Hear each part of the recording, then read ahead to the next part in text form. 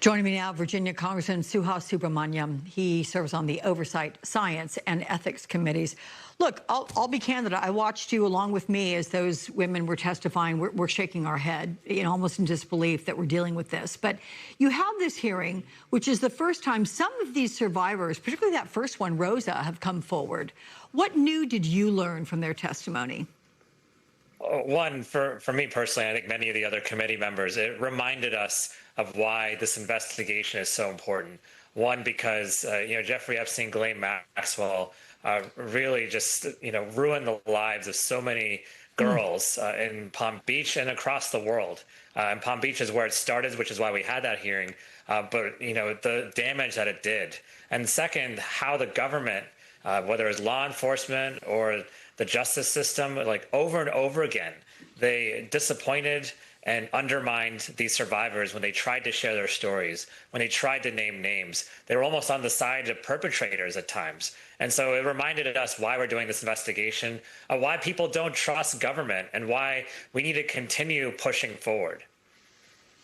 Ranking Member Robert Garcia released a new report claiming the non-prosecution agreement negotiated by former Florida U.S. Attorney Alex Acosta, that's what allowed Epstein to, quote, continue and expand his trafficking operation. So what is in this report that the public hasn't seen before? We interviewed Alex Acosta as well, and, he blamed everyone else but himself. But the reality is there's people like Alex Acosta who made Jeffrey Epstein, gave him the ability to continue his crimes. And we're interviewing other people, too, who are involved in Epstein's enterprises or who are in the Epstein files. And we're going to continue this investigation. The Republicans have shut down the Oversight Committee. They won't let us have official hearings anymore because they're afraid we'll try to subpoena more Epstein-related witnesses. And they're also trying to shut down the investigation altogether, saying that there's nothing to see here. And so is the DOJ as well. So, we are trying to shine light on everything that is out there and put out reports to the people about what we've heard from the witnesses. Yeah, clearly this is not deterring Democrats because that report is the first of many that Oversight Democrats say they will release as part of a new phase in the Epstein investigation. So what can we expect in this new phase, new stage of the probe? Well, we're talking to people who are very close with Jeffrey Epstein.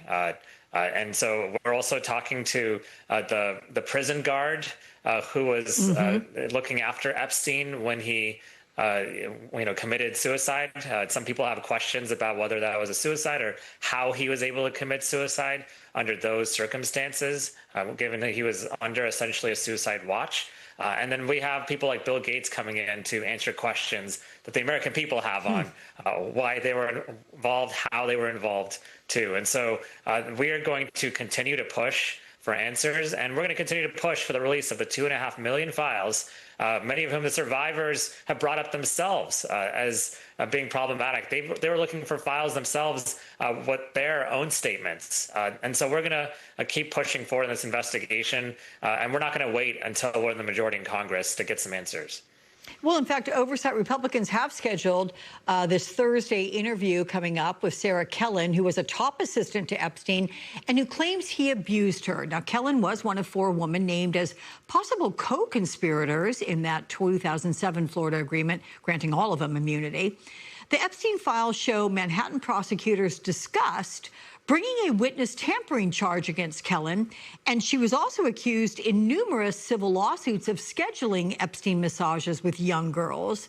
So now the committee wrestles with whether women like her were victims of Epstein, whether they're co-conspirators or both. How will the committee navigate this when questioning her? Well, one thing that the survivors brought up at our hearing in Palm Beach is that, many of them were forced to try to recruit other women too, and so it put them in a very difficult position. And then too, they brought up how their identity was revealed in the Epstein files, as well as personal information about them too. Sarah Kellen comes up a lot. She was essentially a gatekeeper for Epstein.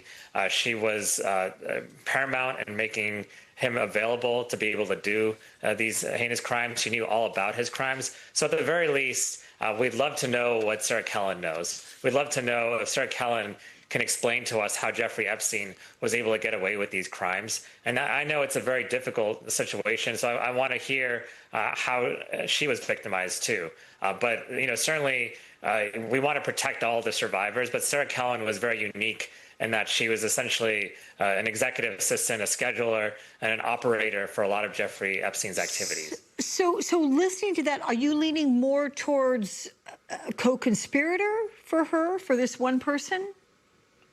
From what I've seen in the files, she's more co-conspirator to me than anything else because of how involved she was. But to me, I want to hear what she knows. In the end, I would like to solve the bigger problem, which is how Jeffrey Epstein was able to get away with these crimes, why people are still covering up for the people involved with Jeffrey Epstein and Ghislaine Maxwell, why a pardon for Ghislaine Maxwell is even being discussed publicly, given what a monster she has been. And so Sarah Kellen may have some key answers that will help us in this investigation. Okay. Congressman Subramanyam, it's good to see you again, sir. Thank you so much. Thank you.